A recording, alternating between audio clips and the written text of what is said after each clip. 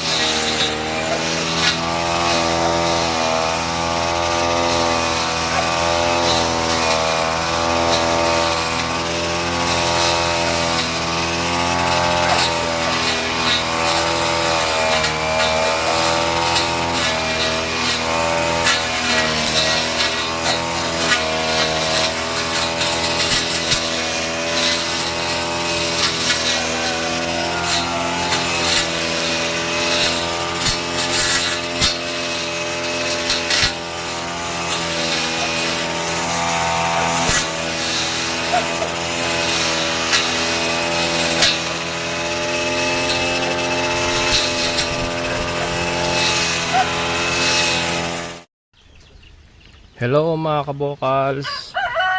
Ayan, so nilinis ko na nga ito. Diba dati napakagulo, napakakalat, nandiyan nakatambak lahat ng mga binaklas dito. Madamo, ayan, nilinisan na natin. Yun, nilipat natin dun yung mga manok natin. Kasi mga kabokals, dito ko na ilalagay yung kubo, hindi na dito. Kasi diba ang unang plano ko, tatanggalin ko sana ito, dito ko ilalagay.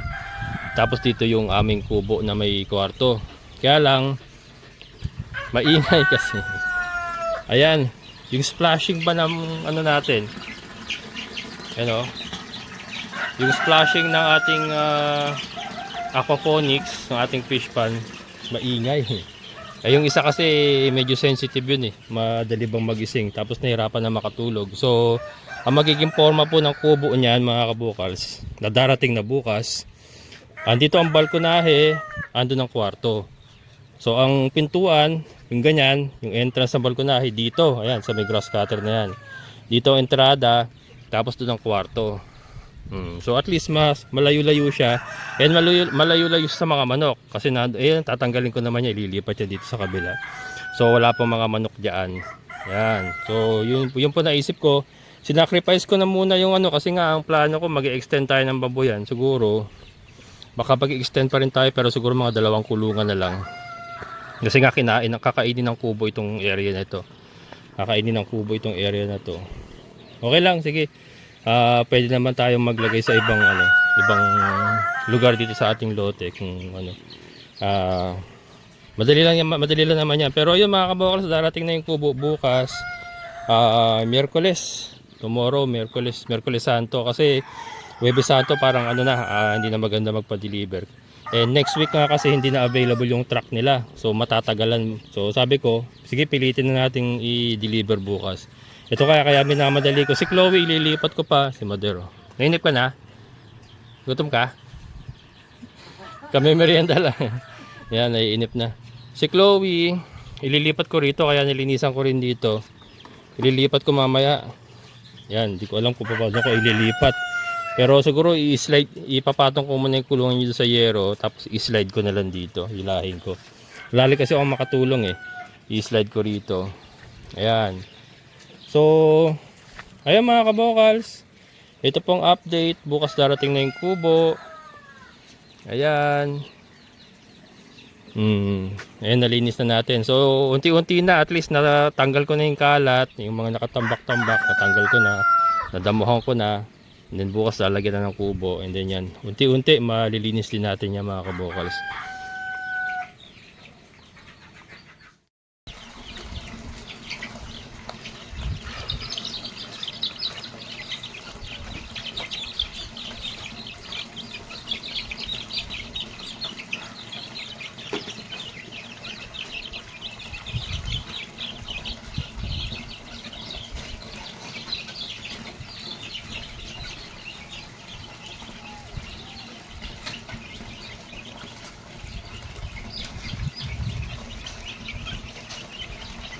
Niliksin ang ating mga sisiyo mga kabokals. Ayan. So, ito mga kabokals, pasensya na dun sa umaasa. Kasi sabi ko nga kahapon, darating na yung ating similya na ilalagay sa ating fish pan. Unfortunately, yung rider po niya is hindi po available today. Bali dalawang rider kasi yung meron siya. Parehas na pong hindi available ngayon. Ngayon po yung araw ng Martes. So, sabi niya bukas na lang daw. Ngayon sabi ko, kasi may in-offer siya, kung gusto ko daw ibubok na lang niya. Ibubok niya. Not sure kung ano ba, kung anong courier ang ibubok niya. Kaya lang, ang problema po sa booking, meron pong ibang sinasabay. Kadalasan daw po meron pong ibang sinasabay ba para hindi talo sa gasolina.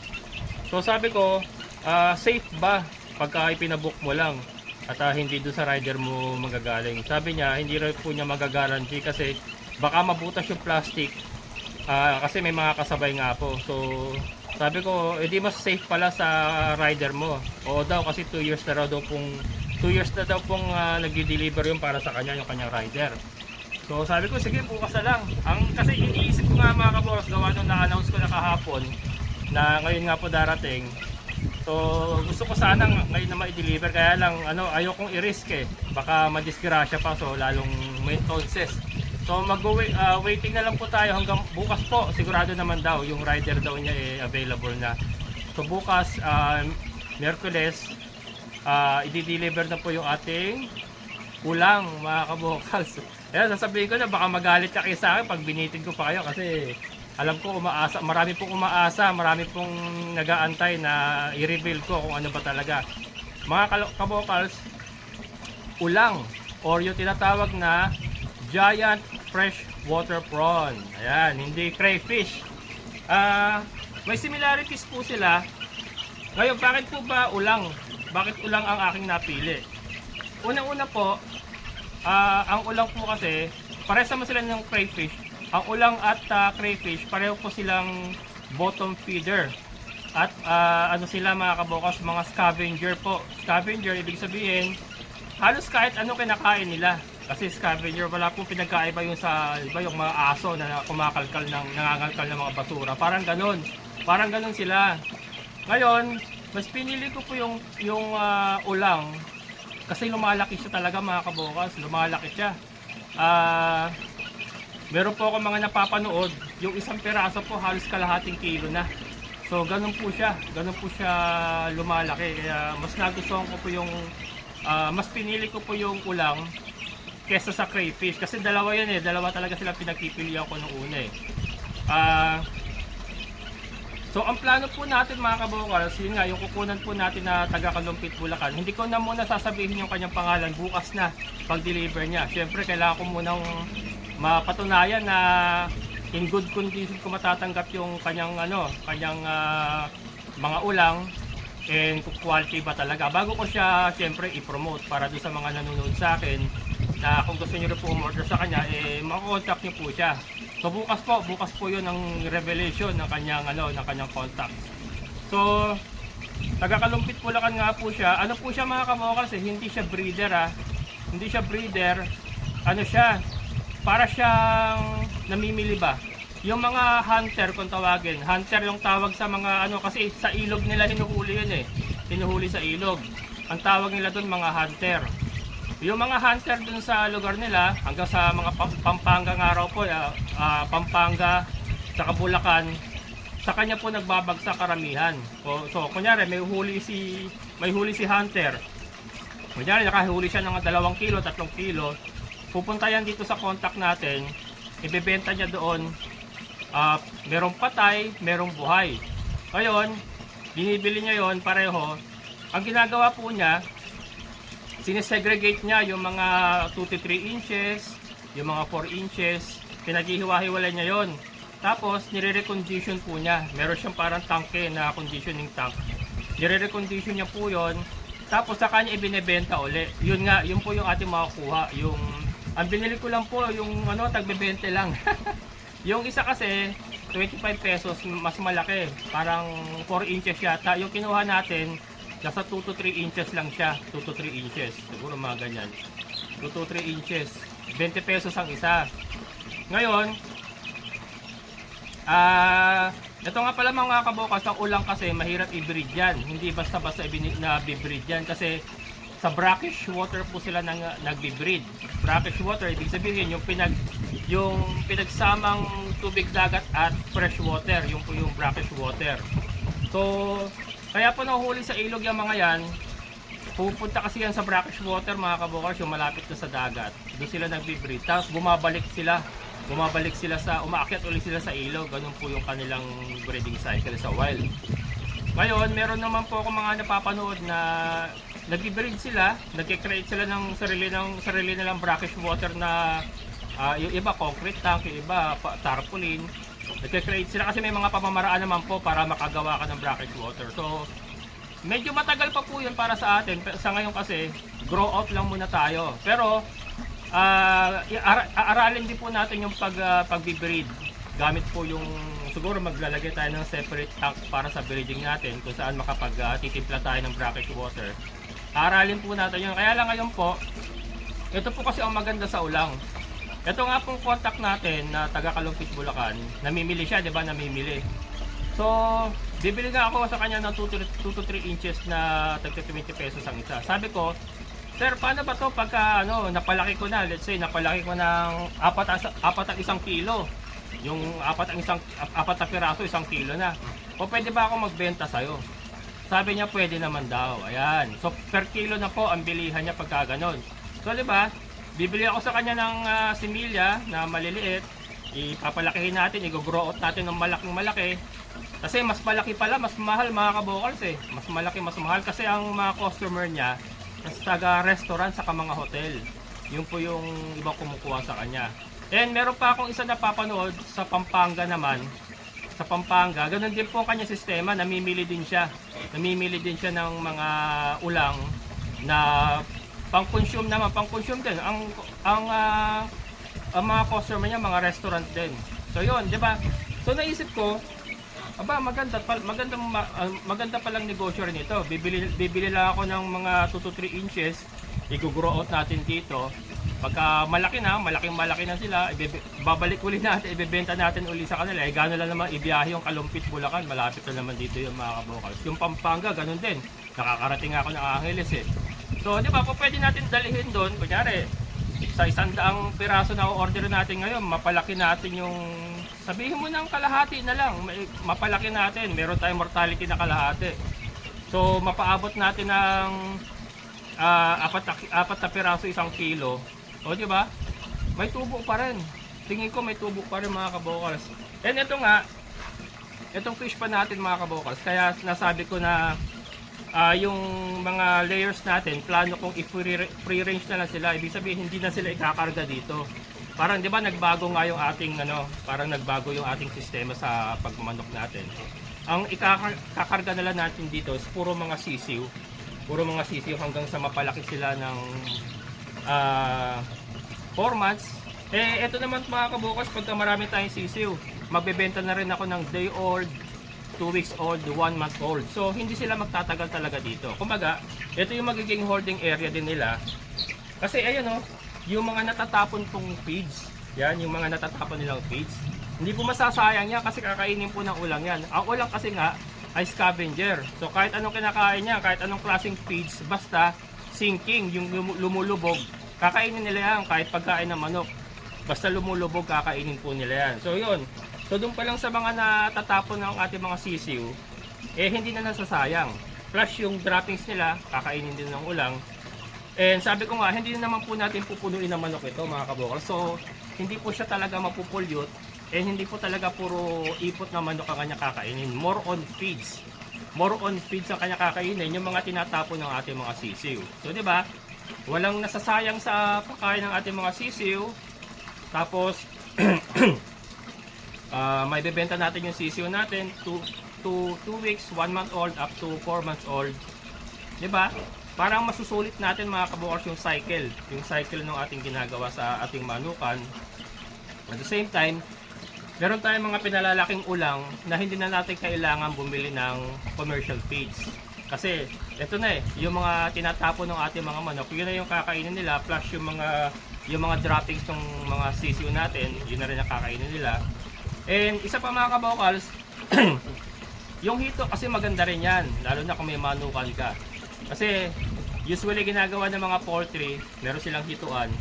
Pag may mga patay silang manok mga kabokals, dinedress lang nila yan, tapos pinapakain nila sa hito. Ganon din po yung ulang mga kabokals. Kumakain din po ng karne yan. So halimbawa may namatay tayong manok, i-dress natin yan, tanggalin natin yung laman loob. Pakuluan lang natin hanggang sa medyo lumambot siya. Tapos isawsaw lang natin dito, tatalian natin isasawsaw lang natin dito. Yung ulang mga kabukas, pag-aagawan pa yan. Mahilig daw po sa karne yung ulang. Isa rin po sa paborito nila yan. So, isa rin po kung pwede nating ipakain sa ulang pagka namamatayan tayo, lalo na sa mga sisiw. Hindi maiwasan, may mga mortality tayo dyan. So, di ba? Halos walang masasayang mga kabukas. Kasi, yun nga, yung ulang nga kasi scavenger po siya. Kumakain nga po ng bulok na isda yan ng mga bulok na karne. Kumakain po yan. At saka, mas mainam po dito sa atin kasi ito controlled environment Controlled siya Ibig sabihin, yes, alam natin may manok, may ipot na manok. Pero yun lang. Ito pasintabi naman po. Nahuhuli po sila sa ilog, di ba? Sa ilog sila nahuhuli. Yung ilog po na yan, nasa urban area po yan. Napapaligiran po ng urban area. Ngayon, siyempre sa urban area, may mga kanal yan, may mga drainage yan, na yung mga house waste nila, sa lababo, or sa ano pa. Ngayon, tumutuloy yan sa mga yung kanal, siyempre pupunta yan sa mga creek, sa mga sapa. Yung creek ba, sa kasapa, saan pupunta yan? Siyempre sa ilog. So, di ba? So, pero nagsusurvive ang ulang, mga kabukas. Hindi may iwasan, may sabon yan, may detergent, may sabon na napupunta sa ilog. Pero, nagsosurvive sila. So, ganun po katibay ang ulang. Matibay po sila. So, itong ating setup na to, kahit na meron tayong manok dito, very confident ako mga kabukas na magsusurvive sila. Kasi sa ilog nga, na hindi mo kontrolado ang environment Kasi, di ba, iba-ibang waste ang napupunta ron. Nagsusurvive sila. So what more, itong controlled environment, basta kontrolado natin yung ating oxygen, yung aeration, tapos minimize yung droppings ng ating mga manok, I'm sure magsusurvive po ang ulang dito sa ating sistema. Pero syempre, kailangan ko patunayan yan. Kaya nga po magsusubok tayo ng 100 pieces muna. Susubok tayo, mag-grow out po tayo ng 100 pieces muna. Pag naging successful yon, doon po, maaaring mag-expand ako. Ulang po. Sa ulang po tayo dediretso mga kabukals with manok. Siyempre baboy na dyan hindi na mawawala yung baboy. Ano na yan institution na yan. Kumbaga, parang TV show lang yan. Dyan tayo nagsimula, hindi natin tatanggalin yan. Pero ibig sabihin, itong ulang industry mga kabukals, parang magandang industriya talaga mga kabukals. Kung talagang magagamay natin, pag-aaralan natin mabuti. ang laki ng market mga kabokals ng ulang. So yun, doon po tayo papunta mga kabokals. Kaya lang, pasensya na nabitin kasi nga yung rider po hindi available. Pero bukas mga kabokals. And syempre, isasama ko kayo sa aking journey, sa ating journey ng pag-aalaga ng ulang. Grow out muna, take note, grow out muna tayo. Pero sabi ko nga, eventually papasukin natin ang breeding. Ayan. So yan mga kabokals, hanggang dito na lang. Bukas, promise. Sana naman. Pero sinigurado ka naman sa kanya. Sabi ko, bukas ba sir, sigurado na. Sigurado naman daw. Ayan, so hanggang dito na lang mga kabokals. Abangan niyo po bukas. Maraming salamat. Amazing na buhay.